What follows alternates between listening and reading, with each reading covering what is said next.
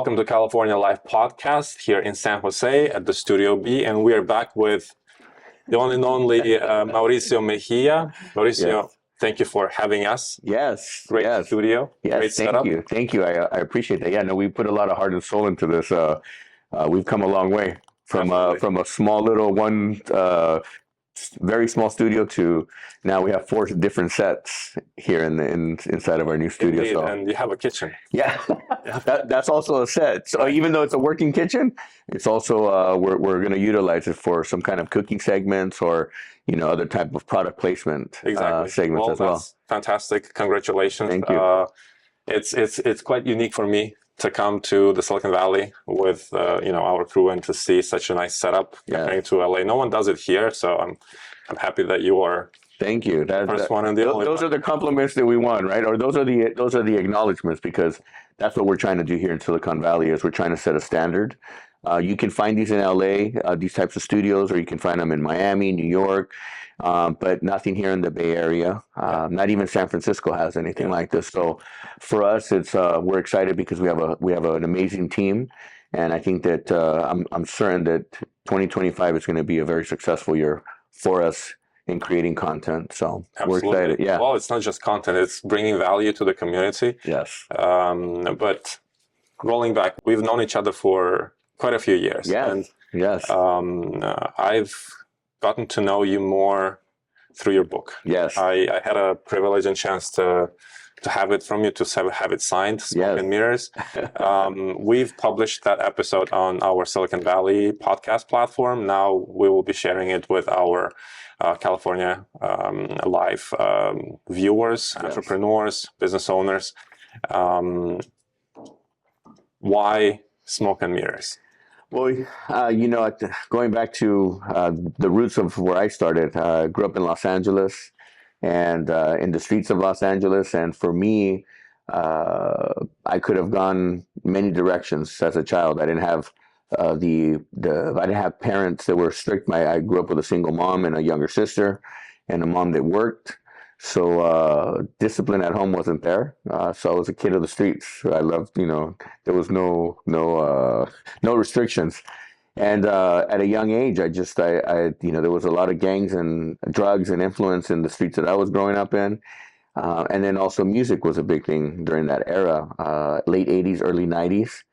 And I just, the universe, God put me on a different path, had some bigger things for me. And I fell in love with music, and then at a young age, started liking to produce events, parties for my junior high. I used to produce the junior high dances, and then I graduated to doing some of the stuff for the high school, and then really I started going to these teen parties, and then it just started embedding in my head that by the time I was 16 years old, I was already doing 18 and over parties, and when I was 18, I was doing 21 and over parties.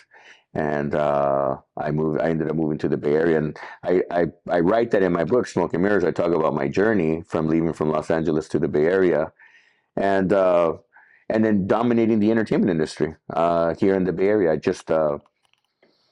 I saw an opportunity and I took it, and for 25 years I did entertainment, nightlife, concerts, promotions, all types of different bars, lounges, restaurants, and Smoke and Mirrors is what it is. It's pretty self-explanatory. It's a facade. It's a lifestyle. It's an illusion. The goal is to take people away from the reality and show them something, give them a moment of escape. But nightlife, you can also fall into the traps of the nightlife. So for me, I share the story of the Smoke and Mirrors. I mean, it is what it is, right? People go in and then they have a good time and then they go back home to their reality. So right.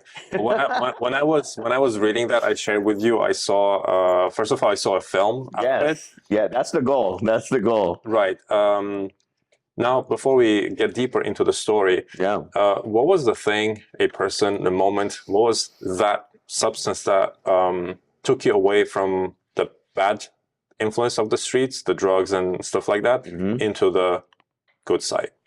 I fell in love with the glitz and the glamour. I fell in love also with seeing money and power.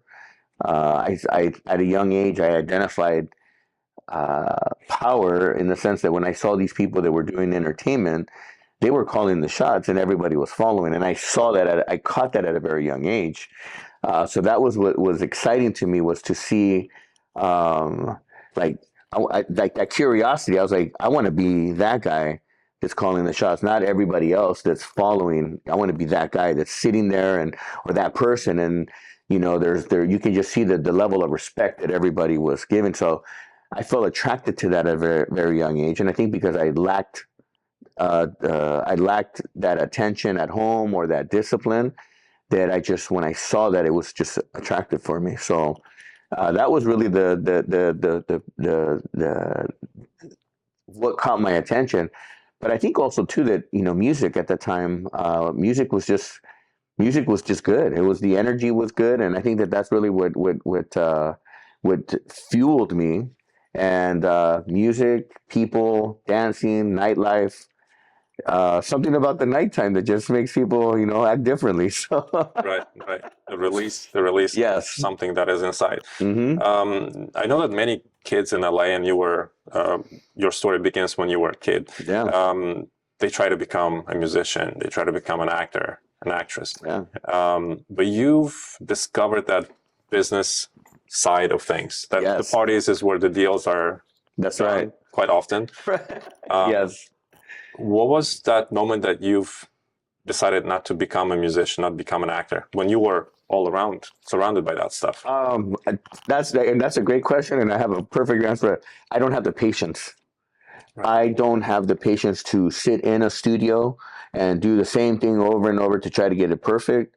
I couldn't be a DJ because the DJ takes a discipline. You're stuck behind a DJ booth, and you're stuck. Right. I'm the orchestrator. I am the guy that creates, and I can create in the moment. I can tell if the music is off. I can tell if the bartenders are off. I can tell if the service is off. So for me, that's where I shine, and that's what gives me the energy. I don't have the patience to do that. Could I have done it? Absolutely. I mean, I was surrounded by many TV, movie agents at a young age. I was surrounded by a lot of celebrities, artists. At a young age, I saw a lot of people with money at a young age. But my drive and what I love to see or feel was the movement, the creative side. I love to create. That's really where my juices start to flow, because I want to create. I want to create that magic. So that's what motivated me. And when you mentioned you started creating events for high school and then for 18, 21, Yeah. What was your plan? What was your vision? What were you creating? It's funny. I laugh because to me, I just wanted to be the best promoter and the best of what I did. Mhm. And I set that standard at such a young age for myself, just because I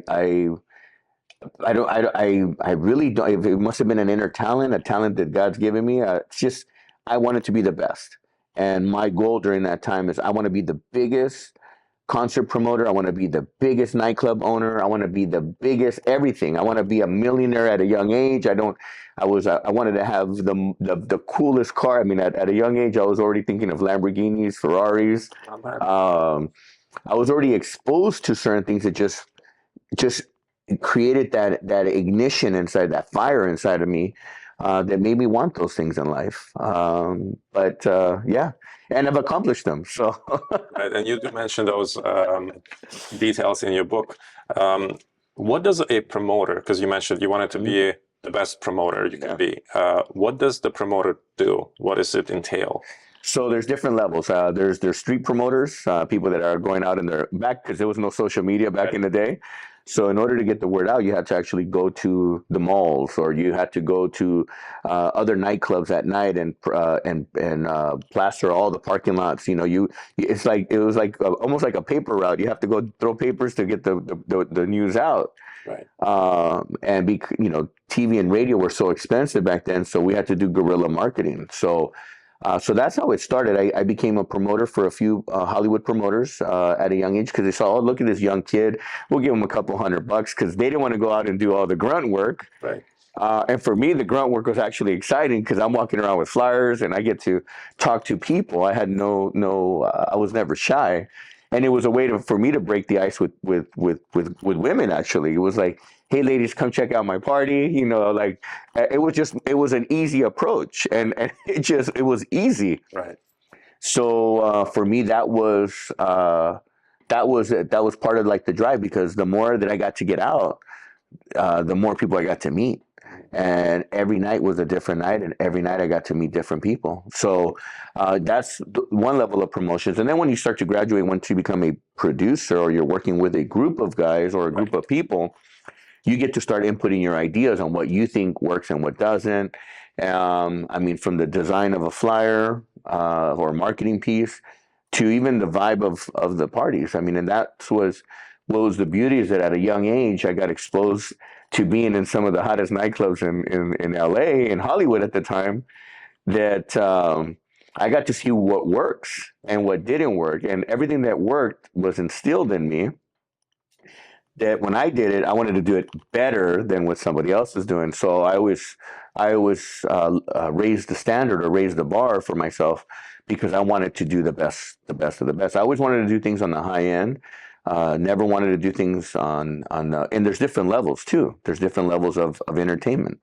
So for me, I wanted to be where the money was at. I wanted to see the beautiful women, the beautiful men coming, the exotic cars, and everything else that comes with it, because you get to see a lot of different things when you're in that environment. So if you could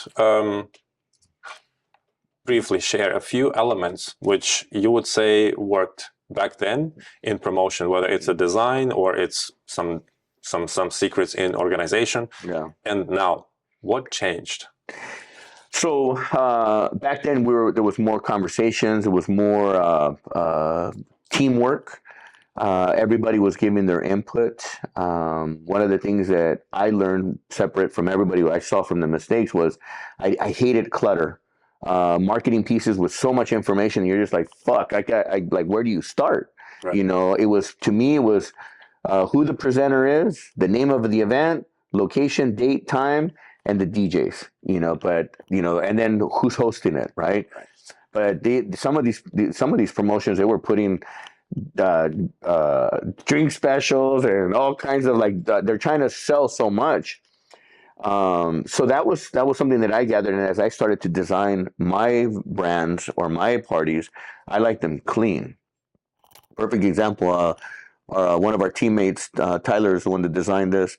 That to me is clean. Right. There's no clutter. Right. It gets to the point. What is Studio B? Well, if you understand that industry, you can get it like, oh, it must be some kind of content house. What is that? Oh, they must create content. So right. You keep it simple. It's simple. They keep it simple. Stupid. They say KISS, right? It's you don't have to oversell. You just let the imagination run. Right. So that's what for me was back then was that we got to work and create. Just like anything, like the movie industry, the music industry has evolved, so does the entertainment industry. If we think about back in the day, VHS tapes, then went to CDs or to the CDs, and then you go to from music, you go from records to tapes to to CDs to jump drives now. I mean, to now no, it's all satellite radio. Right. The entertainment industry has also evolved, where in early 2000s, when the social media or the internet was introduced, and then social media started to become a part of the world.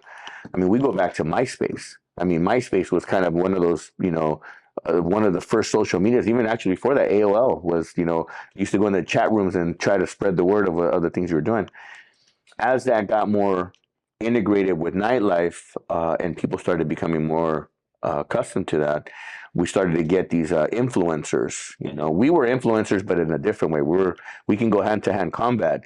These guys were like shooting, emails or shooting, messages in these little groups, and they were getting results. So you have to learn to adapt.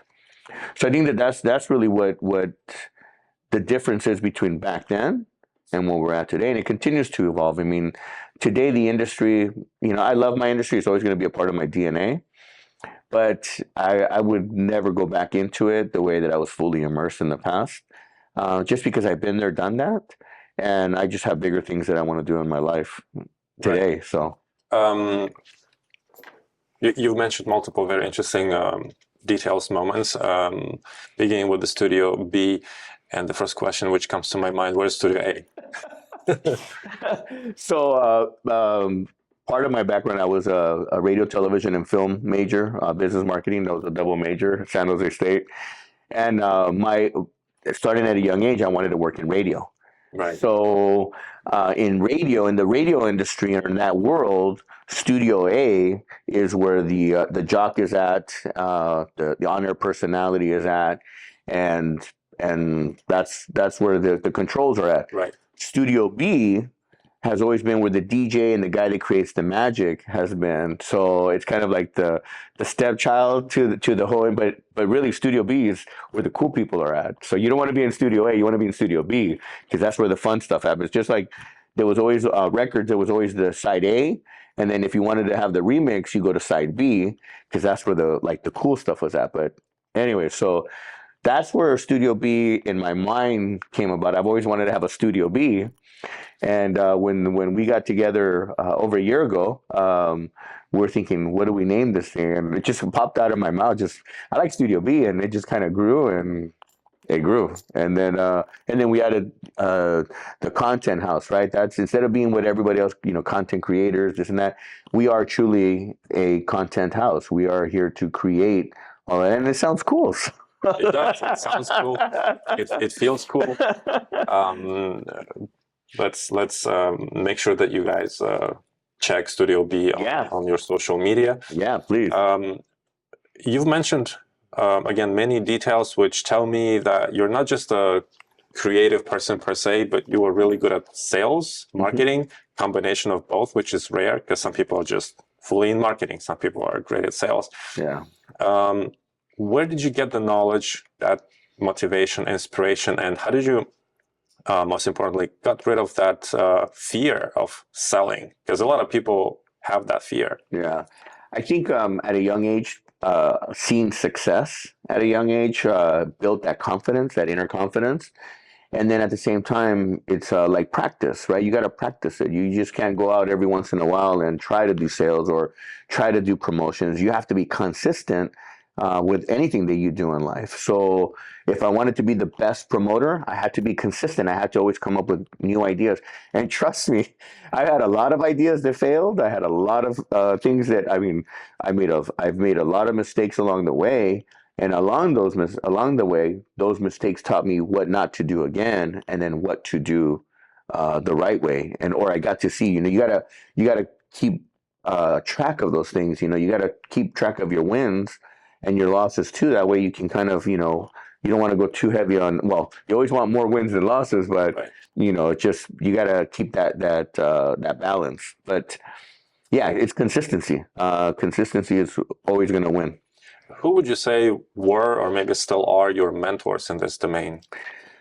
Well, I got to get, but the work ethic comes from my mom. My mom was an inspiration to me, and so my work ethic comes from that. She had an entrepreneurial spirit, and I just saw how hard she worked, and I think that's where I picked that up. In the nightlife industry, obviously the people that gave me my first breaks, his name is Martin Rojas, a guy that we're still friends to this day, 30 plus years.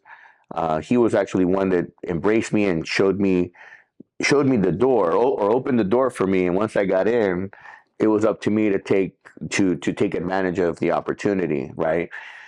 You always have to put in the work, right? People might do an introduction, and then that's it. If you want it, you got to go after it. So I saw my opportunity, and then from there, I just became like a little social mayor, and I just started talking to everybody and anybody, and I started to create data back then the data was, a little phone, a napkin with a phone number and a name, and then we put it in the little phone book, and we'd have to call from a regular dial phone, Right. to call these people and say, hey, come to my party, come to my party. Now life is different. Everything is on your cell phone.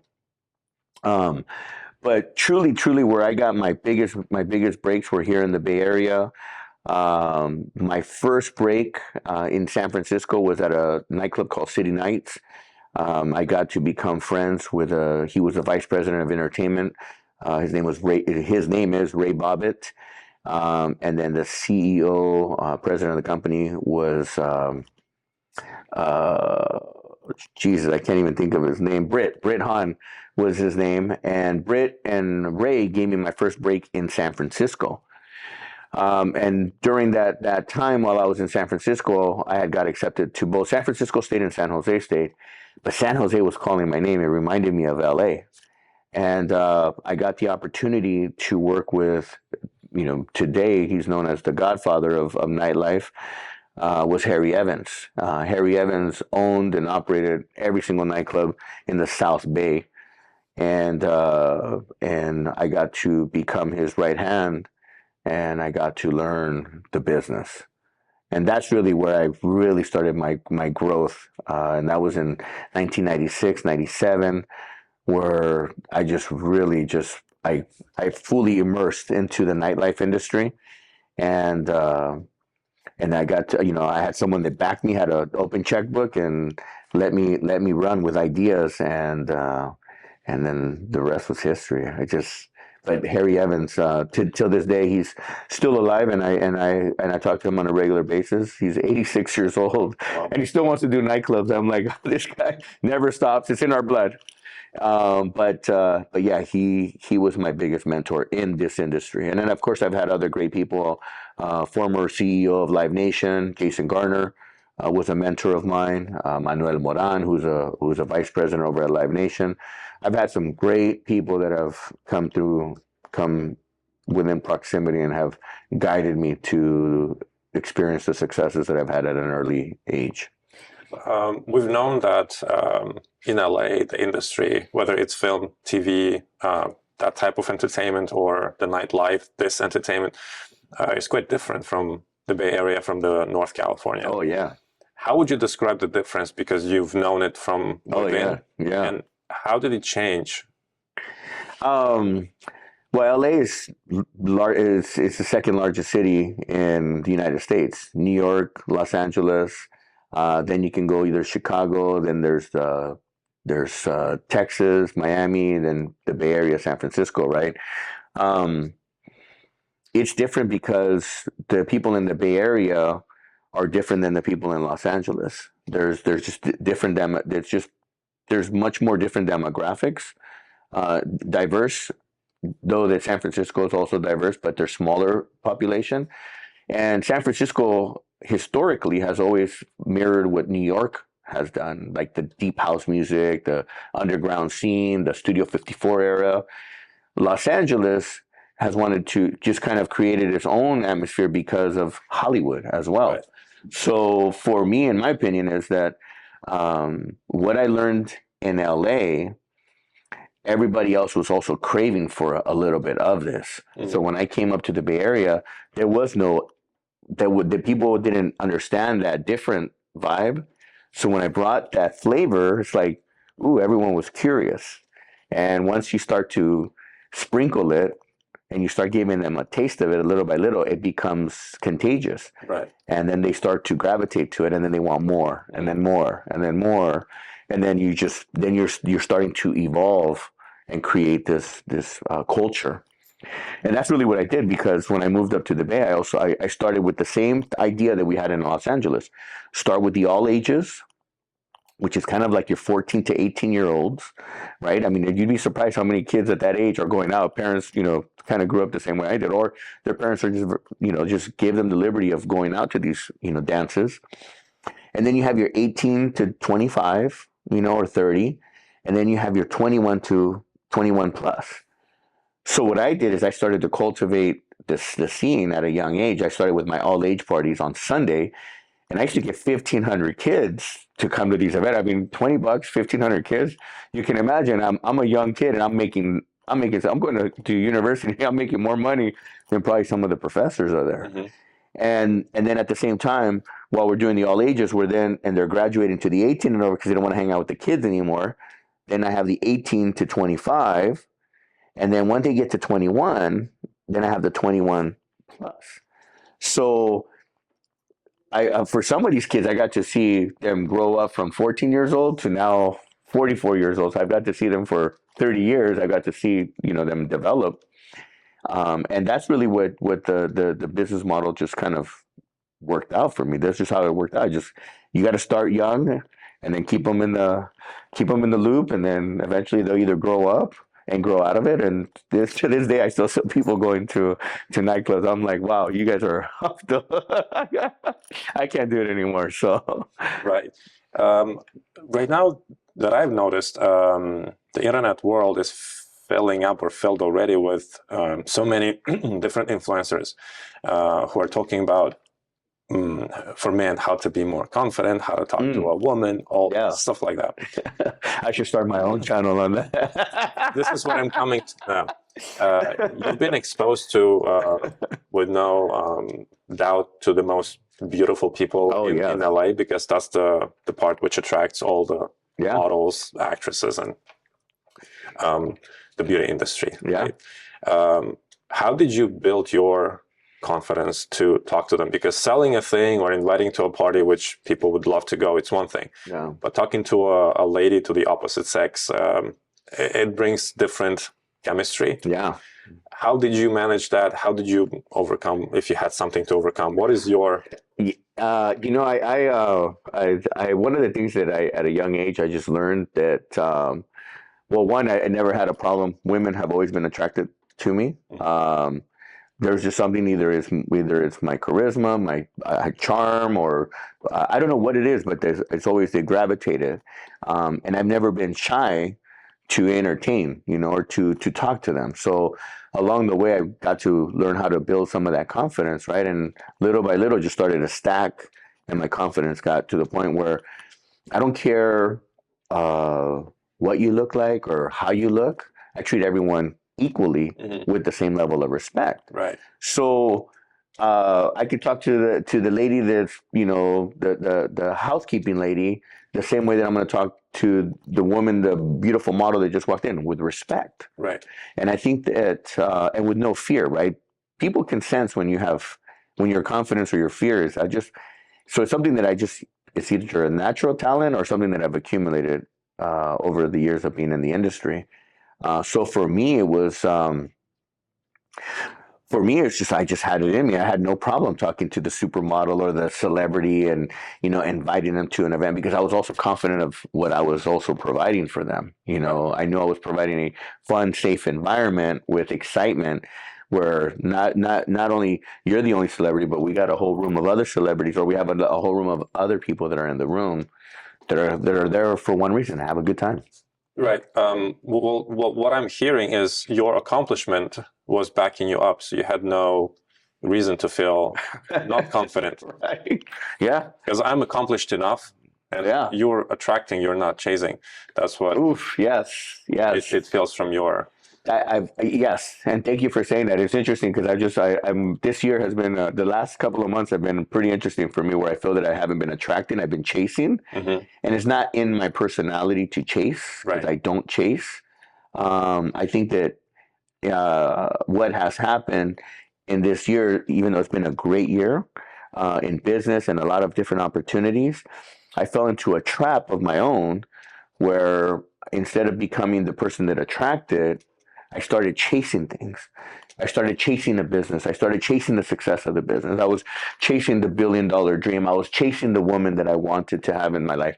And what happens is that then what I've learned from this, and I'm learning this today, is that I became vulnerable. I became my armor started to, I started to have cracks in my armor, and then all of a sudden I had a crack, and then it got in, and it's almost like an infection, right? So for me, it's just just building that confidence and just having that energy inside to just, not be afraid. Just go after it. I mean, what's the worst that can happen? A no. Okay, that no to means is a direction. No means, okay, well, maybe that line didn't work. Let me try another one. And you have to be witty. You have to be on your toes. You have to just be ready for what's next. So, and never give up. Never give up. Just, no, okay, well, how bad do you want it? You're going to try to find a yes somewhere in there. So, Right. Well, you see, you have a very outgoing personality. You're very well outspoken. Now, if we would take men in the Silicon Valley post-COVID, everyone is more locked. Yeah. There is less communication. Yeah. People mostly spend time on social media or they play games when communicating. Yeah. If you could pull out 5 advice for men who try to be men, because some men are not trying to be men, which is fine. Yeah. What would you advise them to do, to practice in order to become better spoken and better in their communication with the opposite? Yeah. Interestingly enough, the Bay Area, San Jose specifically, there's more men per capita than anywhere else in the country. Oh, really? So there's more men than women here, which is interesting because you would think that the men would be more like kind of attacking, like trying to hunt, because the population of women are less, right? Supply, yeah. And interestingly enough, we're just in a very unique space because when you come to the Bay Area or Silicon Valley, you're here for 2 things: to make money and make money. There's really no other, and make more money, right? And a couple things here. This is in the tech hub of the world, global capital of tech in the entire world. So all the great minds come here, so their intentions are different. But I still feel that we need to have that masculinity coming out. Women love strong men, and men love smart women, and at least in this area. And I think that what we need to do is we need to get out more, right? I've never been a guy that likes to play video games. It's entertaining, but it's not something that consumes me. My drive is I want to build wealth. I want to build success. I want to make an impact. Really, is what I want to do. My motivations are to make an impact in this world, in our community, and the only way we can really do that is by having resources.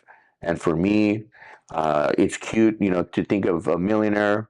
I think billionaire mindset. Now the word trillionaire is starting to happen because we're going to see who's going to become the first trillionaire, and Elon Musk might become the first trillionaire. But the mindset there is different. The other thing is, get out. I mean, and be, go out into social circles, and yeah, I mean, but again, we also have to create those environments for people to go out. And right now, post COVID, the world is still recovering from probably one of the biggest collapses of the hospitality industry. I mean, there's restaurants that are closing now 35 years, 40 years later that are now closing because, the last 3 years have been such a struggle that at what point do you try to stop the bleeding, slow the bleeding, or just fold and start all over? So again, it's creating that environment for people. But I think the other part too is men just got to stop being afraid. That's not in our DNA. We're hunters. We're not supposed to be afraid. We're any man that's living off of a woman too, I have no respect for. There's plenty of men out there that decided they want to live off of a woman. That's, to me, it doesn't resonate with me. So I think men need to step up and be what they were created to be, as men, and step up and protect and produce and hunt and do what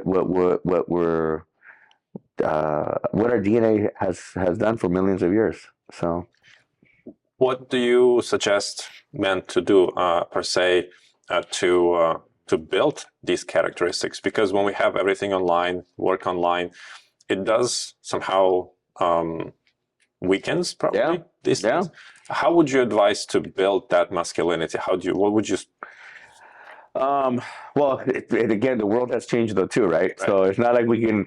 You don't go to the mall to go find somebody. People are now so accustomed to go on these dating apps. Yeah. So I think again, it's not being afraid. Yeah. Right. So if you know, I don't know how these dating apps work. I honestly have never tried them, but I think that I think that it's just like a numbers game, right? I think once until you keep trying and trying until you find that one person, right? And then you're not afraid to communicate and talk about what it is that you're trying to accomplish. I don't know because I'm so used to from a different world. Like I'm hand to hand combat. You know, if I see a beautiful woman, I'm going to compliment her, and if a conversation sparks, you know, green light, we start talking, and then things organically will start to flow. But that's just the way I am. So today, I mean, again, I would just tell guys, get out more, get out, and don't be afraid. Don't be afraid. Just you have to be out in the public. You have, I mean, at least that's the old school way of thinking, you know. And we can't control the way the new world is thinking. So that's very true. You know, people would always ask, okay, you're saying get rid of that fear, but how?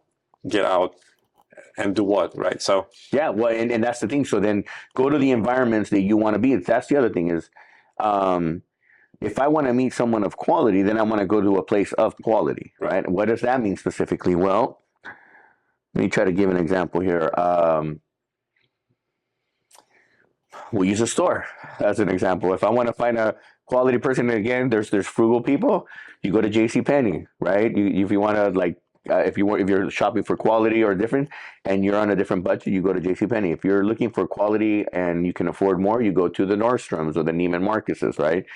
And then you'll see the different environments that are there. You'll see by the human behavior, and you'll also see the differences of just level of thinking, the mindset, right? And I don't know if that's a great example, but I'm just using that because I know that if I want something of quality, I'm going to go here, or I know what I want, and I know where to find it, right? But if I'm thinking, where the best place to go find me, you know, the most smartest girl or something. I don't know. I don't know.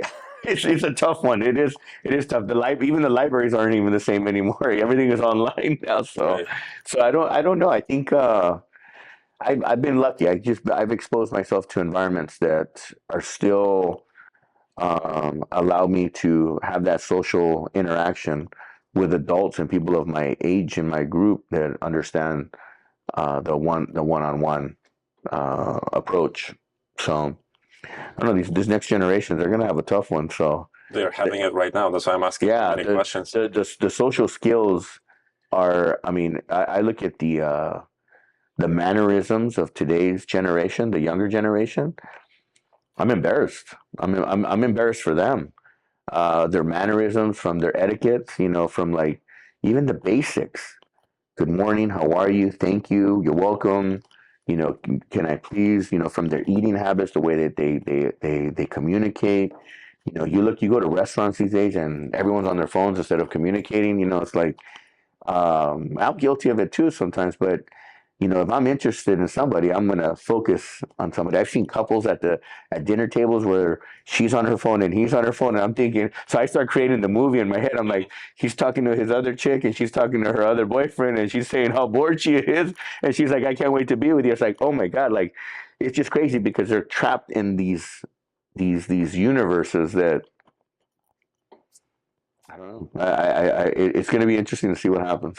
So. How do you think we can untrap ourselves from this situation? I think we need to, and just like many other people have created these programs out there. There's so many coaches, life coaches, and these groups, right? These masculinity groups where they want to teach you alpha thinking. And I think getting exposed to those types of programs, or here in the Bay Area, I think specifically, you know, looking up podcasts that talk. I mean, I have a few guys that I like to. If I ever want to get fired up, I listen to David Goggins or Tim Grover. This morning I was listening to him, or Andrew Tate. You know, you want that fighter like that. If you want that drive, you seek for that. or you get involved in groups that are out there. I mean, there's you got to pay for those, and I've seen some of those things be pretty pricey too, but people show up, so there's a business for everything. Right. You mentioned Andrew Tate, this gentleman, this personality. I love him. He talks so much shit.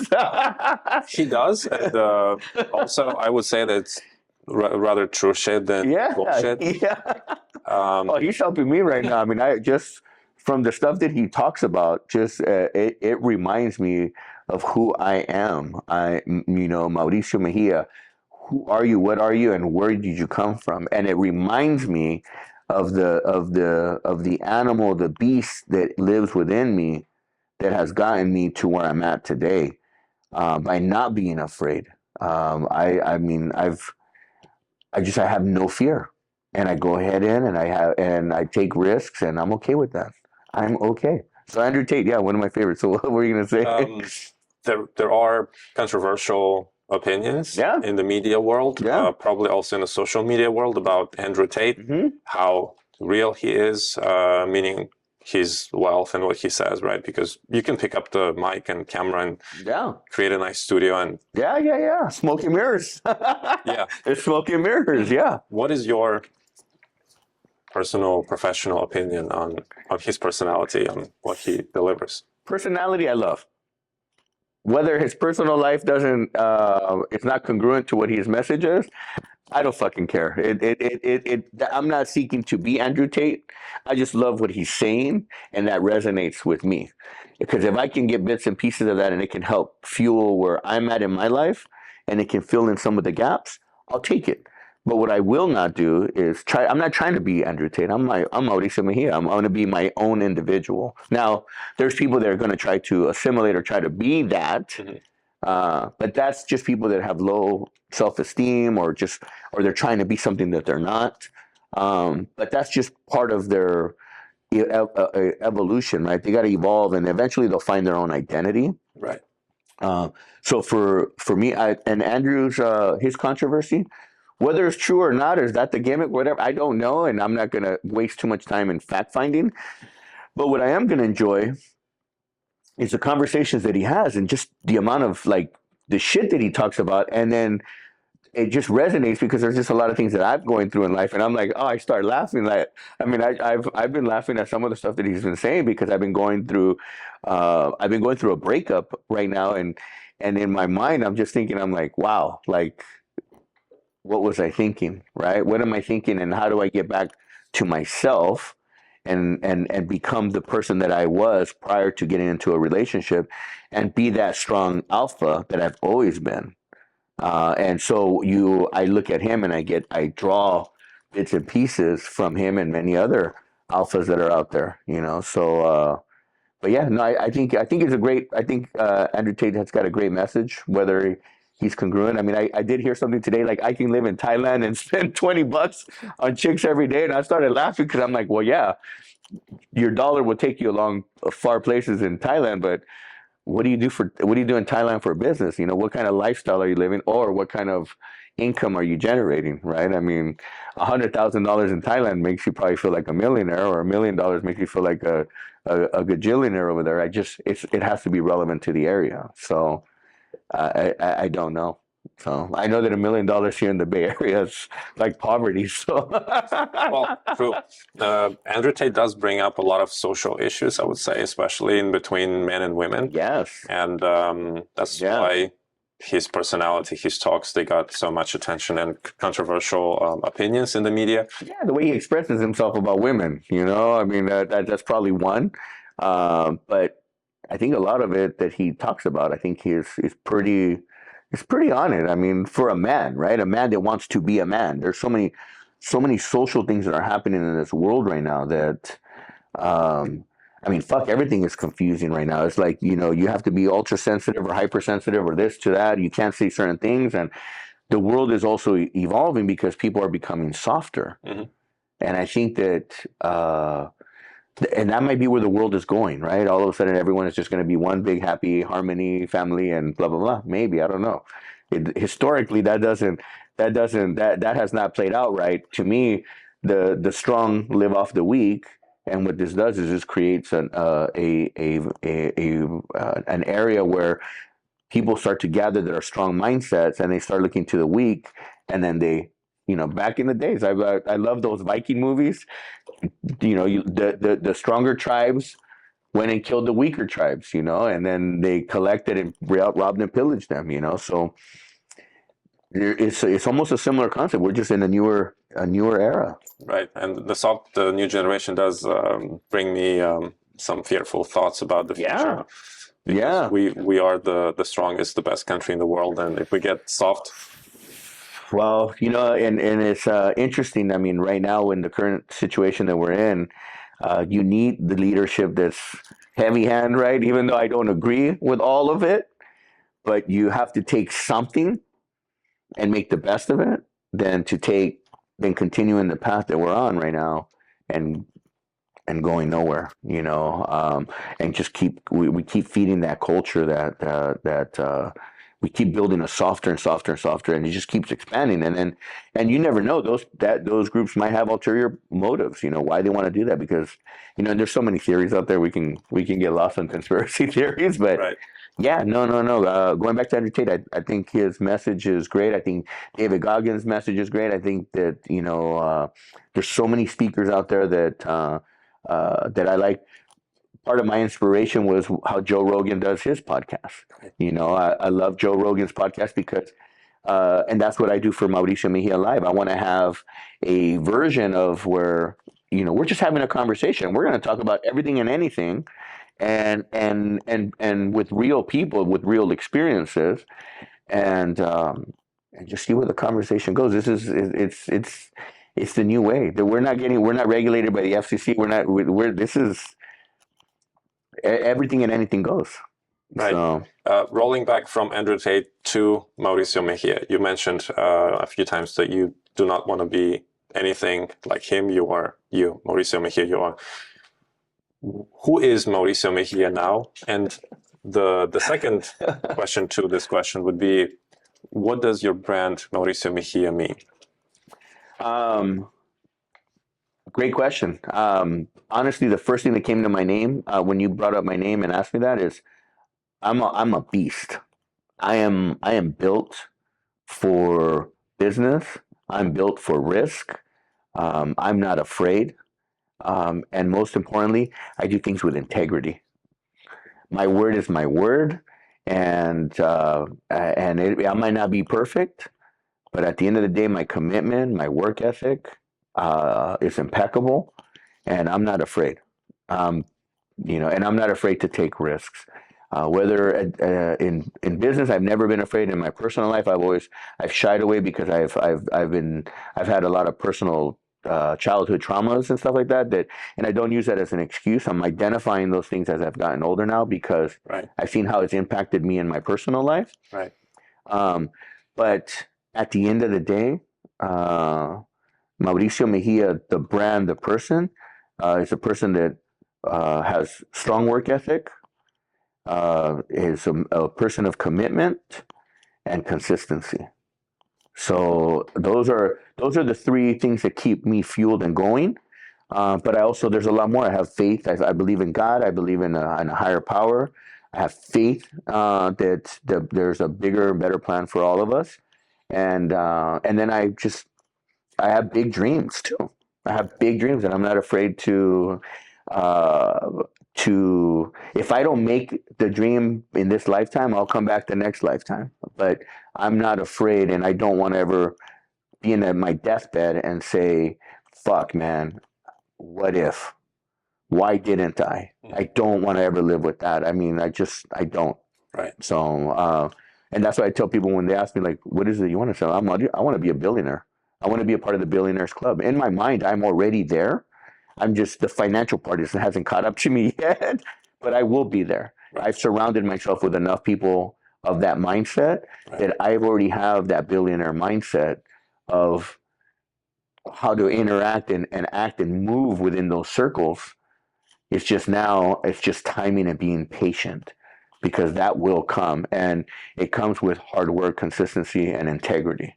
And that's where, it comes down to, even with my books. Smoke and Mirrors was just therapy for me. Was just to share my life story. My second book, Decide, Commit, Execute, was the three principles of what I do: make a decision, commit to your decision, and then take action. Execute. Right. It originally was action, but I wanted to be extreme, so execute, like execution. Right. And those three principles. Believe it or not, the last 2 days I reread my books, and I didn't realize how much information that I've given out to the world that I need to also remind myself of those nuggets that have gotten me to where I'm at today. And then my last book, Assess, Address, Move On. It's assess the situation, address it, and move on. Don't get stuck in it. And that's something that it was interesting that the last 6 months I felt that I became stuck in my own shit. Right. And I started to think, I'm like, what the fuck? Who am I now? Mm-hmm. I went down a path that I went down a road that I was not used to. Right. And in that road, I started to learn different things, and I started to meet different people, and I started to interact differently with different people. And you'll find yourself when things change, when there's change, and change always happens. It's inevitable, right? Whether it's good or bad. Good, something could have evolved and turned into something very beautiful, or it went down the rabbit hole, and it could have gone down deeper and deeper into deeper down. So, but yeah, for me again, my hard work, consistency, and my integrity are important for what Mauricio Mejia stands for. And anything that I put my name behind, that's what I want people to think about. So right, you just mentioned you are targeting the billionaire circle, and you need patience, consistency, a lot of patience. Now, in the beginning of our conversation, I asked you why didn't you become a musician or artist. You said you didn't have the patience. Yeah. What fuels that power to build patience? Yeah. That you mentioned in the beginning, you just didn't have it or didn't want to have it. And that's a great question. I love it. Yeah. After you answer this question, I have a follow-up. Well, I always want to be a leader. I want to lead. I don't want to follow. And for me to want to, I see what a billionaire does, or what a billionaire group or multi-billion-dollar fund or group can do. That's what I want. I want to be in that position, in that group, to make those decisions. I don't want to be the busy bee. I want to be the decision maker. Right. In my entertainment life, being a DJ is not the decision. He makes a decision in his own little universe by playing the music that he thinks is the right one to move the crowd. The other workers, they all play their role. Not everyone can be in the leadership position. Right. I choose to be in that leadership position. I choose to be patient when I want to be patient on the things that I want to learn and to grow on. And for me, the billionaire mindset, I'm still young. I'm 48 years old. I've been thinking about this shit since, in my mind, I should have been a billionaire in 2020 if it wasn't for COVID. I share my story of 2019. I hit $100 million. I built $100 million company, and that destroyed. It went up in the air. I learned big lessons from that: partnerships, contracts, agreements. Money changes people. Yeah. Money changes people like fucking crazy. Like it just, you make $1 million. That's cool. If you never made $1 million, you make $2 million. Okay, yeah, cool. I doubled it. You make $8 million, $10 million, $50 million. You're talking big responsibility that comes with that. Right. One of the biggest things that I've learned from one of my current mentors right now in that billionaire world is, we do not own money. We are stewards. We are caretakers of money. We are to continue to put that to work for better, to continue to move things in a where we help others, we share with others, we invest in others. There's another gentleman that it made so much more sense, is Andrew Cordell from the Aspire Tour. Eddie Wilson, Danny Fleischman, those guys created the Aspire Tour. I got to follow them when they kicked it off here in Silicon Valley. Andrew Cordell says it best. Money. What is the original word for money? Currency. Okay, what's the root word of currency? Current. What does money need to do? It needs to move. Right. Needs to move. And in order to put it in the right places, you have to learn to have patience. Right. I'm attracted to that energy. I'm attracted to creating super wealth. I want to build my own high rise. I want to have my building Mejia on the building. I want to have Tower. Mejia Tower. Yes, amen. I put that in the universe. I want to have a Mejia Tower. I will have a Mejia Tower.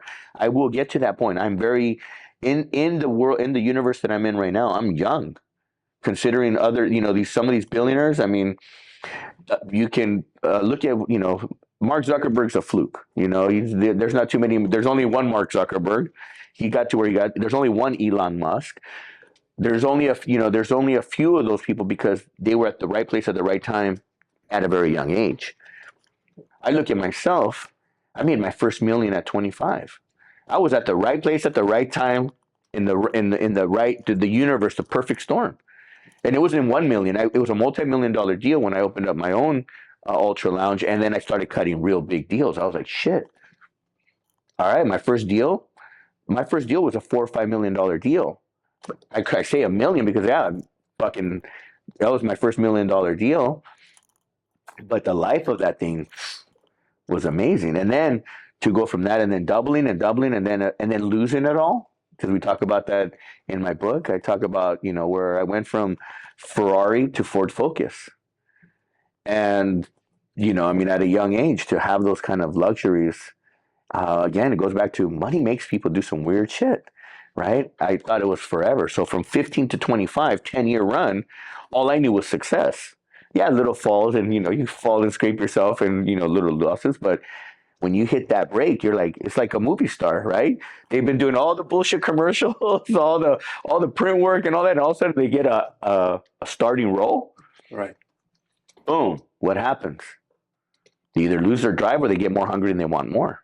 And then that then separates the artist from the 99% of Hollywood to the 1%ers now. And then from the 1%ers to the elite the 1%ers are the 1%ers. Right. And that world, so it's similar in my universe, right? The entertainment is, I wanted to be this. And then as I diversified and grew up and got older, I wanted more in life. Real estate development is a passion of mine. I'm very fortunate to be working with two very predominant groups, one here in the Silicon Valley in downtown San Jose, and another group in the Oakland East Bay area where, we're talking combined your $10 billion worth of development in the next 5 to 10 years. Right. And that's, if you think of $10 billion, that's $1 billion a year spread out over 10 years, right? But when you're combining, you're seeing these things and you're a part of them. You get to learn and be in those circles, right? And that's what drives me. That's why I'll have the patience to learn, and it's hard for me because I want it now. I get frustrated. I'm in bed and I'm saying, "What the fuck? Like, why am I not where I'm at in my life right now? When I'm working hard, I have integrity. My work ethic is what, like, you start questioning yourself, and then you have life that kind of comes along the way. COVID, no one was expecting COVID. 2019, I hit $100 million. I had launched a company in 2014 at the same time called Latin Life. I was a co-founder of this media company, Latin Media Company. In 2020, we were filing our SEC forms to go public in February. March, a month later, fucking COVID happens, and it destroyed the $1 billion unicorn that we were building to roll out. So I've been there, I've tasted it, I've seen it. I know what it feels like. I know what it does to your mind, because I always share with people, we were so crazy. We're thinking of how big of a yacht we were going to buy, because we were in our minds, we were like, we're building a $1 billion empire, and what do billionaires do, right? Or at least that's the perception, right? Right. Go buy a bunch of toys and live life and, eat caviar for the rest of their life.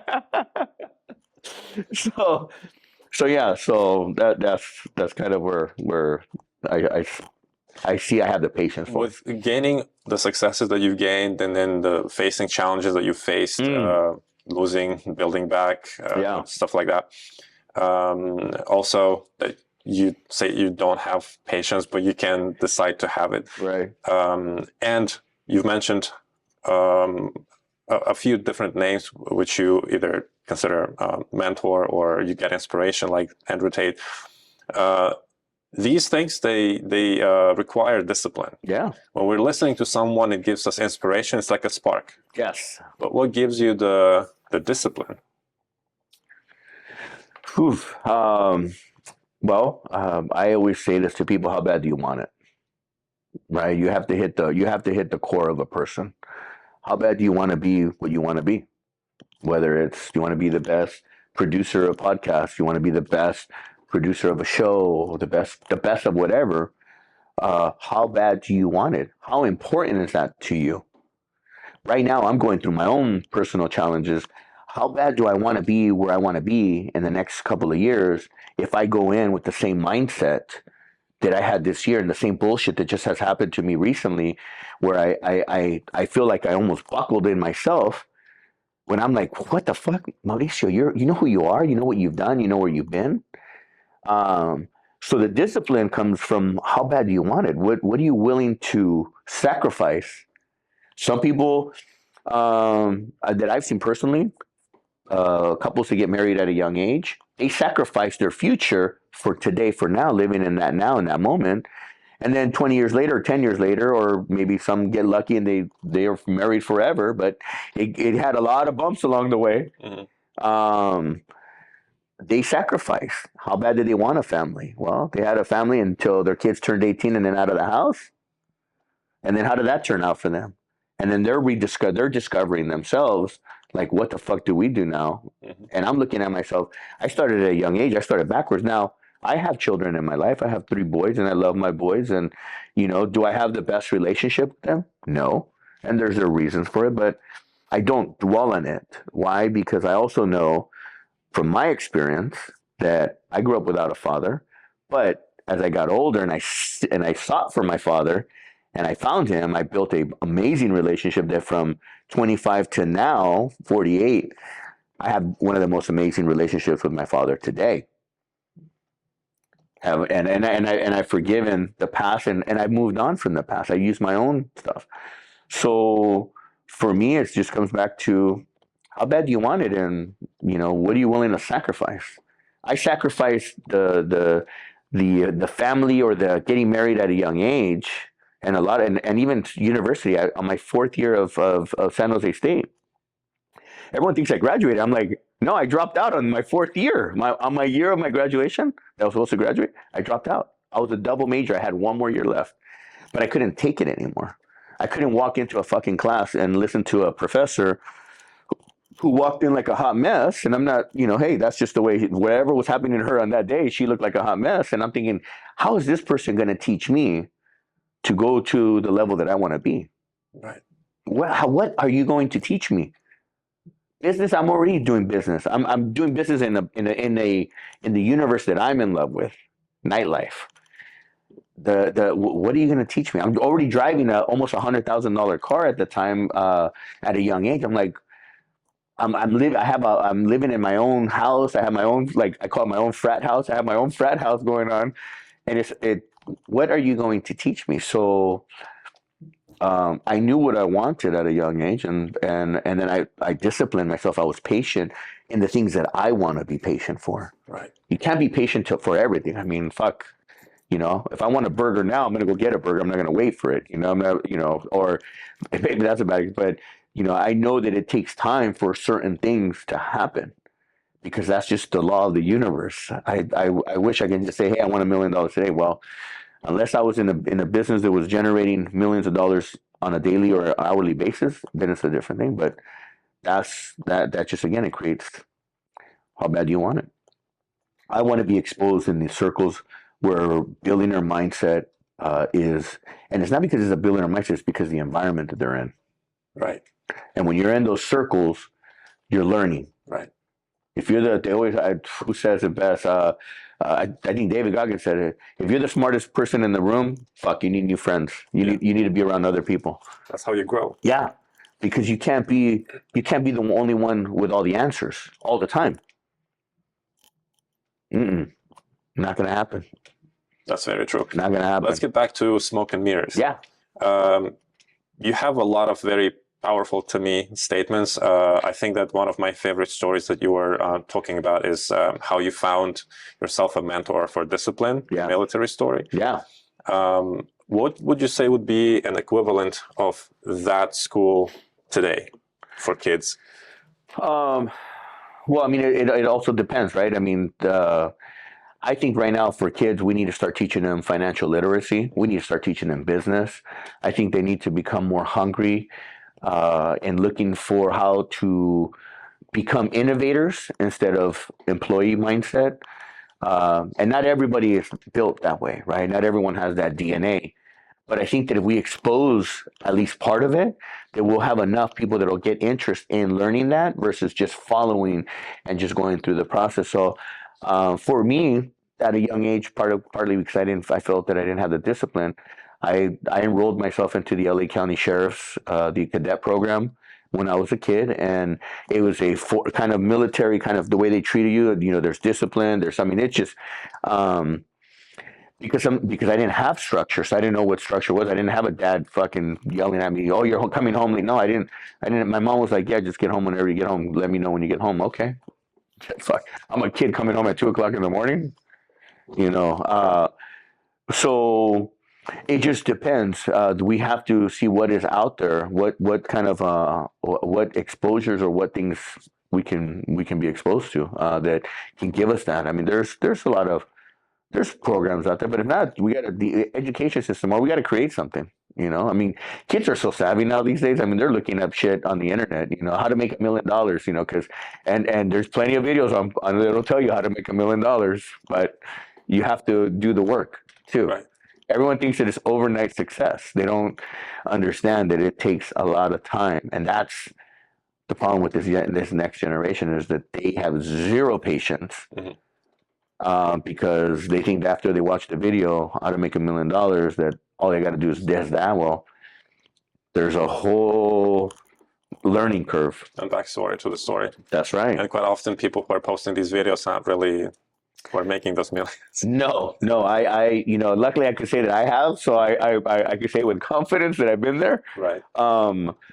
But there's moments where I've caught myself being not congruent with the messaging, and you know, if I'm feeling down and I'm trying to tell my audience, you know, hey, you got to be this and this and that, but I know internally that I'm fucked up in my head at that moment, and I'm not who I say I am. Then but I'm able to course correct that right away. I'm able to say, you know what, I need to be in a better mindset. So there's moments where I take time from social media, because I just don't want people to see just highlights. Right. I want them to see some authenticity that comes out of me. Right. People can tell, man, if you're authentic. The algorithms on these internet things now, it's interesting. It's yeah, I see it even on my YouTube channel. I can see when I'm throttling up or throttling down.